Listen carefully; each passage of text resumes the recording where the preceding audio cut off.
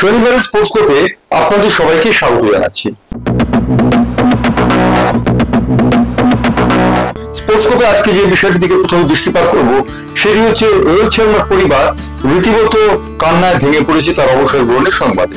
খবরটি একটু বিলম্বে হলে এসে পৌঁছেছে রোহিতের মা পূর্ণিমা, বাবা গুরুনাথ এবং স্ত্রী ঋতিকা সাজদা। তারা রীতিমতো ম্রিয়মাণ রোহিতের এই সিদ্ধান্তে।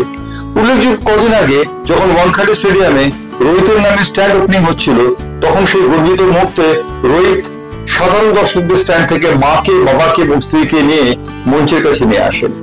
রোহিতের এই হঠাৎ যে অবসর নেওয়ার সিদ্ধান্ত সেটি মেনে নিতে পারছে না পরিবারের কেউ।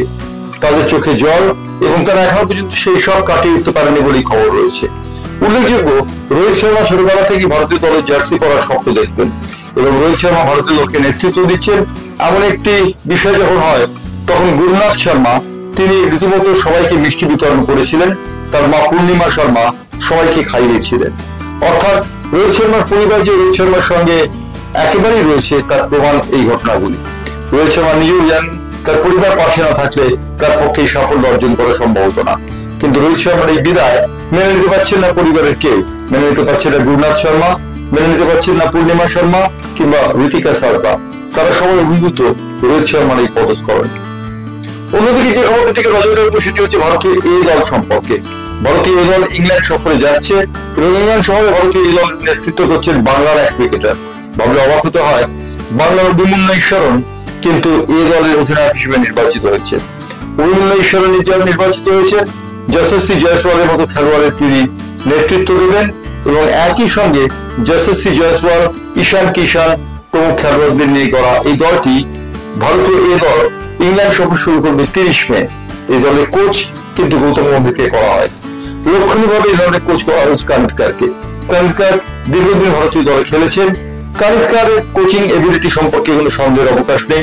সেই কানিতকারকে কোচ নির্বাচন করে রীতিমতো ভারতীয় cricket control board Gautam Gambhir উপর একটি চ্যালেঞ্জ ছুড়ে দিয়েছেন। ভারতীয় এ দল 30 মে থেকে তাদের সফর শুরু করবে ইংল্যান্ডে। ভারতীয় এ দল সফর শুরু করবে, কিন্তু আরেকটি বিষয় হতে চলেছে, সেটি ফুটবল সংক্রান্ত বিষয়।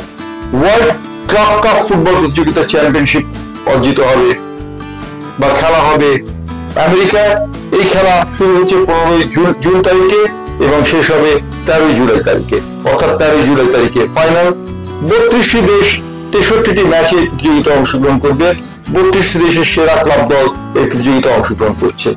এই 32টি দেশের মধ্যে রয়েছেন তারকা খেলোয়াড়রা, রয়েছেন লিওনেল মেসি, কিলিয়ান এমবাপ্পের মতো তারকা খেলোয়াড়। সুতরাং আমেরিকায় ক্লাব কাপ যে জমে যাবে তা বলে দেওয়ার অপেক্ষা রাখে না। উল্লেখযোগ্য, বিশ্ব ক্লাব কাপ চ্যাম্পিয়নশিপ শেষ হওয়ার পরই আমেরিকা নড়ে উঠবে বা জেগে উঠবে বিশ্বকাপ ফুটবলকে কেন্দ্র করে। কারণ 2026-এর বিশ্বকাপ এই আমেরিকা, কানাডা এবং মেক্সিকো সিটিতে অনুষ্ঠিত হবে। এই ছিল শনিবারের স্পোর্টস কোপ। স্পোর্টস কোপ রবিবার থাকবে না, সোমবার দিন আবার স্পোর্টস কোপে দেখা হবে আপনাদের সঙ্গে।